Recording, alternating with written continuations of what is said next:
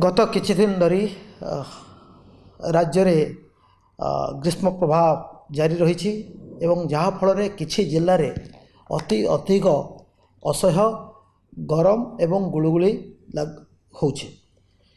एही अस्वाभाविक परिस्थिति रे जनसाधारण को सतर्कता अवलंबन करने स्वतंत्र रिलीफ कमिशनर कार्यालय तरफ अनेक गुड़िए उपदेशावली दि जाइछि। एही समय रे साधारणतः राज्य रे उत्ताप अधिक रहे। एथिपाई समस्त जनसाधारण अति उत्तप्त समय मध्य साधारणतः 10टा 11टा पर दिन 3टा भितर सबुठ अधिक टेम्परेचर रहे। सही समय खरारे कौनसी अजथा काम नथिले बाहर को न बाहर आम अनुरोध करूँ। से भली 11टा ରୁ 3टा भितर खरारे कौनसी काम न करने आम अनुरोध करूँ। जेकोसी काम हो व्यक्तिगत काम हो बा कौनसी ठिकादार काम हो बा कौनसी बाहर काम को समस्ते अवॉइड करिवार आवश्यकता रही। जदि कौनसी बाहर को बाहर को आम अवॉइड करिपरिबा नहीं ताहले छता जोता ये दुईटी आम पाखे रहा दरकार। जोता पिंधा दरकार, चप्पल हो जोता हो एवं छता व्यवहार करा दरकार। ता सहित सांगरे पानी बोतलटे धरिकी बुलवा आवश्यक अच्छे। एवं आमे जेमती पुराणा कालिया गाँव रे गाँ गहली जमती गोटे तौलिया ओदा करके मुंडे पकाए, गोटे गामछा बा तौलिया को ओदा कर चिपुड़ी मुंडे पकईकी बाहर को बाहर से आम स्वास्थ्य भल हम। राज्य सरकार तरफ आम समस्त प्रकार चेष्टा करुचु अवेयरनेस जन सचेतन कार्यक्रम करा जाउछि। आज जिलापाल मान सहित अनेक जिलापाल मान सहित मु एबे बैठक करी वीडियो कॉन्फ्रेंसिंग करी समस्त आउ थे कहुई जे पब्लिक अवेयरनेस माइकिंग को बढ़ेबे। पब्लिक अवेयरनेस हेले लोक माने अजथा बाहर को बाहर बाहर को बाहर सतर्कतामूलक पदक्षेप सहित बाहर। समस्त राज्यर समस्त डाक्तरखाना गुड़ी को प्रिपेयर्ड करी रखाई। सेठी हीट कंडीशन स्ट्रेस कंडीशन जदि कहीं आसती बा सस्पेक्टेड केस आसती केमती ट्रीटमेंट करा जिवो ता संपर्क में समस्त सविशेष निर्देश आगु स्वास्थ्य विभाग देछि। गत किछि दिन भितर डाक्तर मान सहित आलोचना करा जाइछि एवं डाक्तरखाना गुड़ी को संपूर्ण भाव प्रस्तुत करके रखा जाइछि। जदि कौनसी क्षेत्र में कौनसी अघटन घटे बा कहीं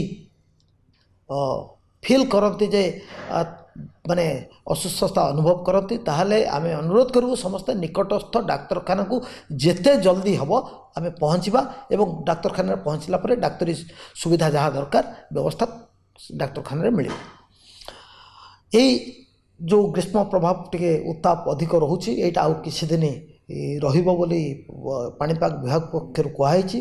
तेणु आगामी केते दिन आम समस्त जदि सतर्कतामूलक व्यवस्था अवलंबन करवा ताहले आमे आशा करुचु जे कहार किसी असुविधा हम नहीं। आपण मानकु समस्त को मोर निवेदन यही 4-5 दिन 7 दिन जी पर्यंत ये उत्ताप अधिक रमें समस्ते टिके सतर्कता अवलंबन करवा। अजथारे खरारे बेसी समय बुलाबुली करवा नहीं।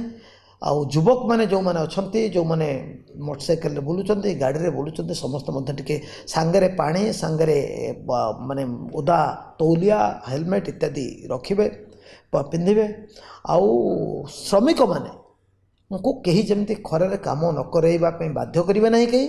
आउ श्रमिक माने निजे ये जो डायरेक्ट खरा पूरा खरारे 11टा ରୁ 3टा भितर जो जिते सबुठ अधिक टेम्परेचर थाए से समय खरारे काम करेंगे ना। एवं प्रत्येक वर्क साइट रे जोठी कैंप भी अच्छी से कैंप रे मध्य ठंडा पानी ओआरएस रो व्यवस्था करेंगे। जो ठिकादार मैंने अच्छा से मैंने तार मध्य व्यवस्था करेंगे। एवं सबू जो मैंने शिल्पांचल ट्रक रे जीवासवा करुचंती खनि खादान रे जो मैंने काम करुचंती से माने मध्य यही 11टा ରୁ 3टा समय भितर आमे अनुरोध करूँ टिके आम एक्टिविटीटा को कम करवा बा बंद करवा माने अजथा खरारे जमी कहीं काम न करेंगे। बस रे जो मैंने यात्रा करुँच सबू यात्री मानक मोर अनुरोध रहा समस्ते सांगरे पानी बोतल धरवे ତଉଲିଆ ଧରିଥିବେ ଏବଂ ବସ୍ ଚାଳକମାନେ ବା ବସ୍ ମାଲିକମାନେ ତାଙ୍କ ଗାଡ଼ିରେ पर्याप्त परिमाणर पानीय जल आइस क्यूब बा ठंडा पानीय जल रखिए एवं ओआरएस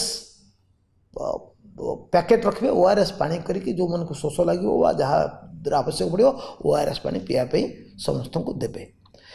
अनुरोध समस्त ओडिशार समस्त जनसाधारण भाई भौणी मान अनुरोध आमे समस्ते सतर्कता अवलंबन करवा एवं यही परिस्थिति जो आउ 3-4 दिन जी दिन पर्यंत पाणीपाग विभाग आमको सतर्क करेबो सेतिक दिन पर्यंत आमे समस्ते सतर्कता अवलंबन करवा। धन्यवाद।